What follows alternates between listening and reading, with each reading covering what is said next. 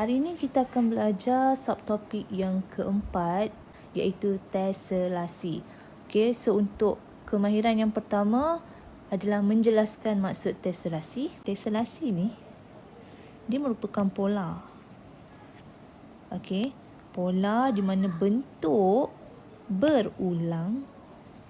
Bentuk tersebut berulang-ulang, okey, sehingga memenuhi suatu ruang ataupun suatu satah tanpa tinggal sebarang ruang kosong ataupun tiada berlaku pertindihan. Okey, so itu maksud teselasi. Jadi kalau kita tengok contoh kat sebelah kanan ni, kita tengok ini ada sarang lebah. Okey, so sarang lebah ni kalau awak tengok struktur dia unik. Okey, bentuk heksagon berulang-ulang. Okey, tanpa ada ruang kosong di antara bentuk-bentuk tersebut dan tidak berlaku pertindihan pun di antara heksagon-heksagon tersebut. Okey, so ini merupakan suatu contoh teselasi. Okey, jadi kalau kita nak tengok contoh yang lain, kita ada yang pertama dekat sini, ini merupakan teselasi yang terdiri daripada segitiga sama sisi. Okey, so kalau awak tengok dekat sini, okey, segitiga sama sisi ini disusun berselang-selang sehingga memenuhi ruang, okey, tetapi tiada sebarang pertindihan. Okey, so maksudnya ini, bentuk ini berlaku memenuhi syarat teselasi. So ini merupakan salah satu contoh teselasi. Okey, yang kedua, teselasi yang terdiri daripada rombus. So kalau kita tengok dekat sini, rombus-rombus ini disusun, okey, disusun cantik, okey, tanpa meninggalkan sebarang ruang, okey, penuh ruang dan tidak berlaku pertindihan pun di antara rombus. So ini juga merupakan contoh teselasi. Yang ketiga, teselasi yang terdiri daripada, selain daripada bentuk yang sama, dia tak semestinya dalam teselasi ni, okey, untuk awak melukis corak teselasi itu bentuk tu kena satu jenis je tak. Okey, dia boleh juga ada gabungan. So kalau kita tengok kat sini, teselasi ni merupakan gabungan antara segi empat sama dengan oktagon sekata. Okey, so kalau tengok kat sini, oktagon sekata disusun, lepas tu ruang kosong di antara oktagon tu dia diletakkan bentuk segi empat. Okey, segi empat sama. So penuhlah ruang. Dan kita tengok pun tak ada pertindahan. Soalan. Okey, tentukan sama ada setiap bentuk yang berikut merupakan suatu teselasi. Okey, kalau kita tengok A kat sini, okey, kita ada bentuk pentagon. Okey, pentagon ni kalau awak tengok, disusun berulang-ulang. Okey, berulang-ulang bentuk tu. Jadi dan tidak disusun secara bertindih pun, maka ini merupakan teselasi. Okey. B, kita tengok rajah B. Okey, rajah B kita ada bentuk segitiga. Okey, ada segitiga sama kaki, ada segitiga sama sisi. Okey, dan ada bentuk segi empat. Okey, ada tiga, digabungkan tiga bentuk kat sini. Tapi kalau awak tengok dekat sini, segitiga sama sisi berulang-ulang, segitiga sama kaki pun berulang-ulang, tetapi segi empat sama tidak berulang. Okey, dia hanya ada satu je ni. Okey, dia tak berulang. So, adakah ini merupakan teselasi? Maka jawapannya adalah bukan teselasi. Sebab bentuk segi empat dekat sini tidak berulang. Okay, soalan C, kalau kita tengok ada segi empat sama, ada segi tiga. Dan bentuk ni berulang-ulang membentuk satu corak yang cantik. Okey, tidak berlaku pertindihan dan memenuhi ruang. Maka merupakan teselasi. So, soalan D.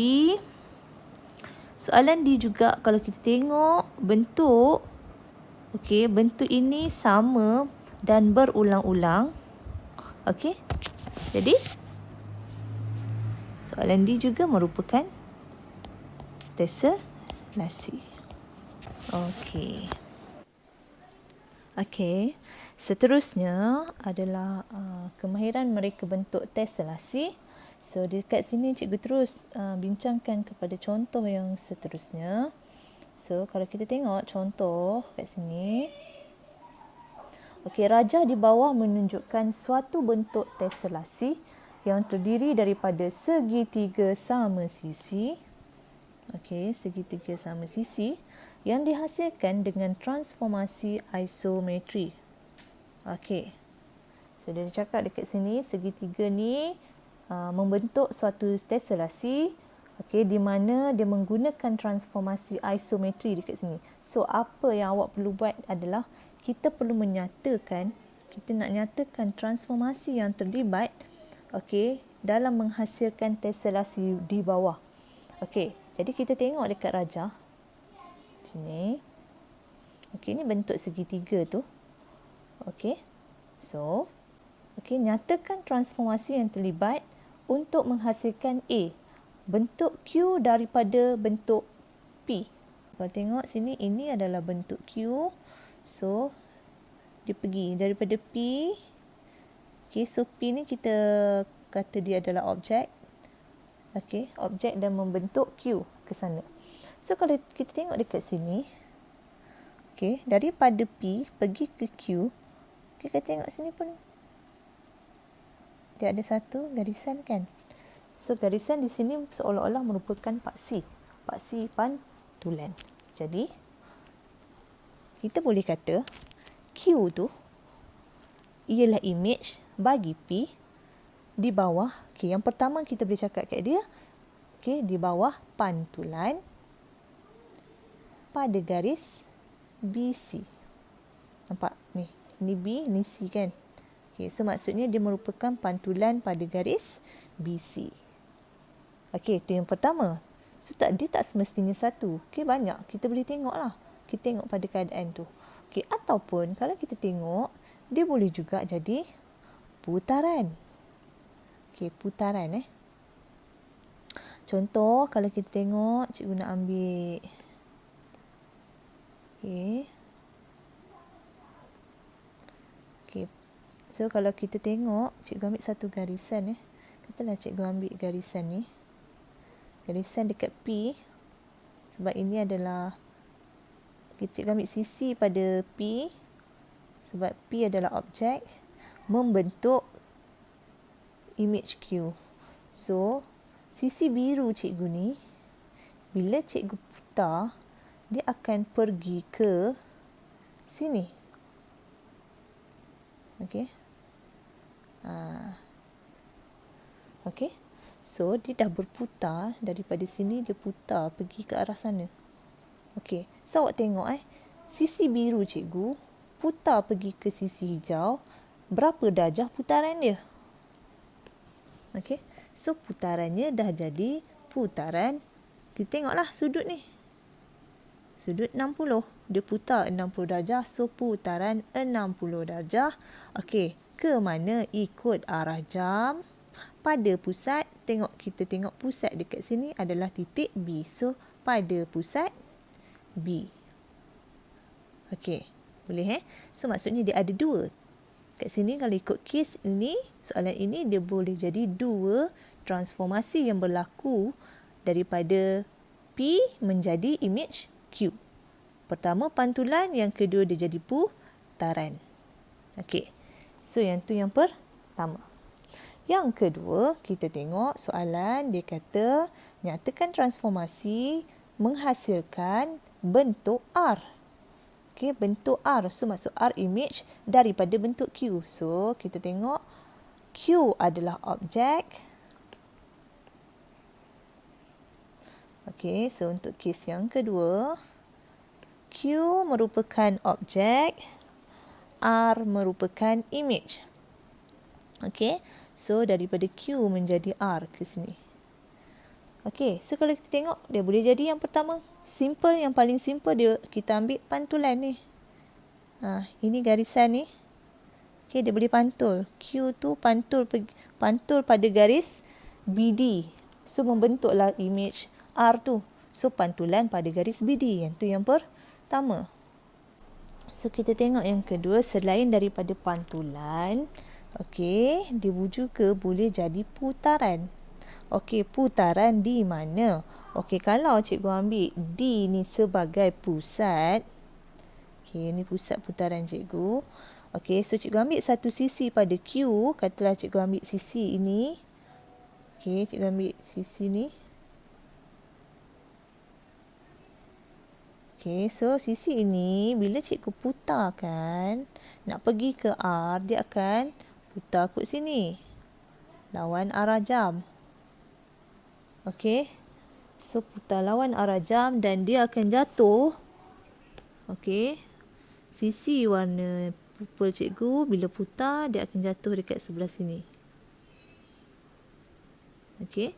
So kat sini kalau kita tengok, ini adalah segitiga sama sisi, maka sudut dia adalah 60 darjah.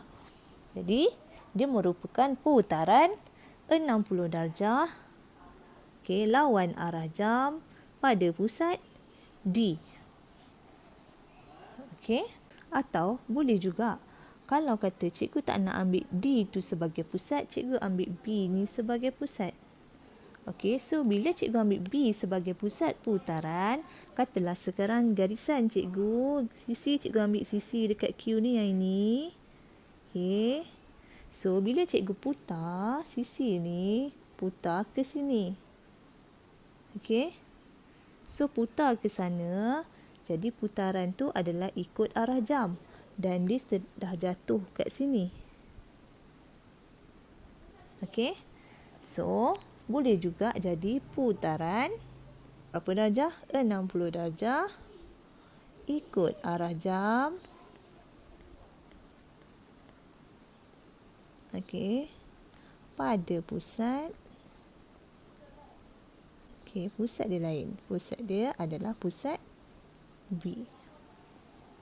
Okey, sama juga. Boleh juga. Okey, so maksudnya untuk transformasi menghasilkan teselasi ni, dia boleh jadi untuk menghasilkan objek kepada image yang sama tu. Okey, dia boleh jadi banyak transformasi yang kita boleh huraikan kat dia. So bukan terhad kepada satu transformasi. Okey, boleh Okey, seterusnya transformasi yang menghasilkan bentuk S daripada P. Okey, bentuk S daripada P. So maksudnya S ini adalah image, P ini adalah objek. So dia jadi yang inilah. So yang ni simple kalau kita tengok ada garisan. So first kali kita boleh bagi tahu transformasi pantulan. Okey, pantulan pada garis AB yang pertama. Okey. Ataupun yang kedua kita tengok dia boleh juga berputar. Okey. So putaran dia ada, putaran dia boleh jadi dua juga. Sama ada awak nak putarkan kat titik A pun boleh, dekat titik B pun boleh. Okey. So kita tengok kat sini. Kalau cikgu ambil A ni sebagai pusat putaran. So ni pusat. Okey. So cikgu ambil satu garisan. Katalah cikgu ambil sisi ni dekat P tu. So sisi ini bila putar ke bawah lah. Okey.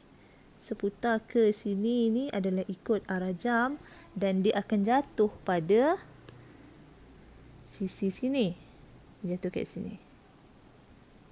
Okey. Okey, seputar dia jatuh di situ. Maka, okey, putaran inilah putaran 60 darjah ikut arah jam pada pusat A. Okey. Ataupun, kalau kata cikgu tak nak ambil pusat A. Cikgu nak ambil pusat B. B ni sebagai pusat putaran. Okey, so cikgu ambil salah satu sisi. Katalah cikgu ambil sisi ni. Okey, so sisi ni. Cikgu putar. So bila putar dia mesti jatuh dekat bawah ni. Okey, so arah putaran cikgu ke sini. Lawan arah jam. Dan dia jatuh kat sini. Okey, putaran 60 darjah lawan arah jam. Okey, so jawapan cikgu akan jadi boleh jadi putaran 60 darjah lawan Farajam. Okey,